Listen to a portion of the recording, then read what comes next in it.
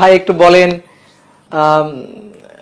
দেখো আমি একটা জিনিস বলি, কখনো কারোর সাথে প্রতিযোগিতা করো না, সবসময় নিজের সাথে প্রতিযোগিতা করো। তুমি আগে এসএসসি তে কেমন স্টুডেন্ট ছিলা, তুমি ইন্টারে কেমন স্টুডেন্ট হয়েছে, তুমি এটা জাস্ট কম্পেয়ার করে সেইভাবে পড়াশোনা করো।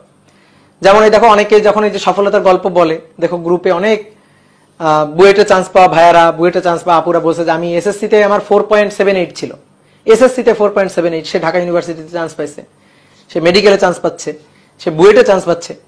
তাহলে অসম্ভব বলে কিছু নাই, সবই আসলে সম্ভব, চেষ্টা করলে সবই আসলে সম্ভব।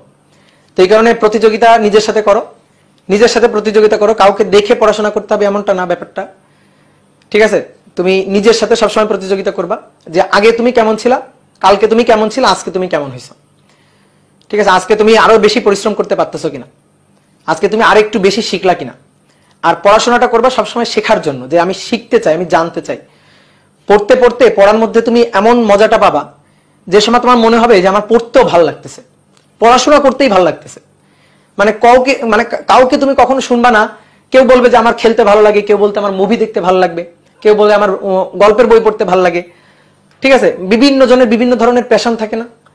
তো দেখবা তুমি চেষ্টা করো এরকম করার, তাহলে দেখবা মজা পাবা, পড়তে তোমার ভালো লাগতেছে, যে আমার পড়তে ভালো লাগে, যে আমি পড়ার মধ্যে মজা পাই, আমার পড়তে ভালো লাগে, আমার বই নিয়ে বসে থাকতে ভালো লাগে, আমার ম্যাথ সলভ করতে ভালো লাগে, আমার একটা আননোন একটা ম্যাথ কেউ যদি আমাকে দেয় ওটা সলভ করার যে মজাটা, এই মজাটা পাইতে আমার ভালো লাগে।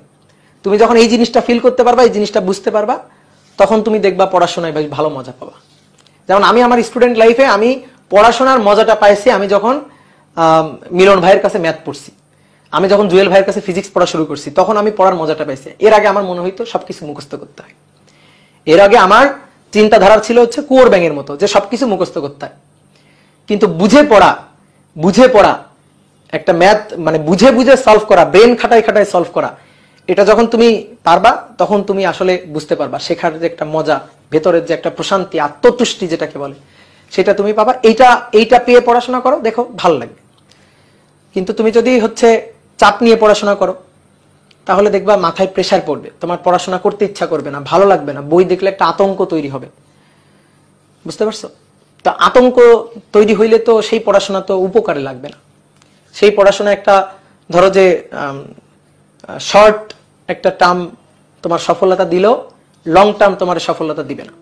এই কারণে আমার সাজেশন হচ্ছে চান্স পাইতে হবে না, ঠিক আছে? তোমার ভালো রেজাল্ট করতে হবে না, তুমি পড়াশোনাটা মজা নিয়ে করো, তুমি দেখবা সফলতা, চান্স, A+, গোল্ডেন, এগুলো এমনি এমনি চলে আসবে, বুঝতে পারছো? সবসময় কি করবা, একটা কথা হচ্ছে সবসময় নিজের দায়িত্ব পালন করো, নিজের কর্তব্যটা পালন করো, অনেস্টলি পালন করো, তাহলে সফলতা বা ফলাফল সেটা তোমার হাতে ধরা দিবে।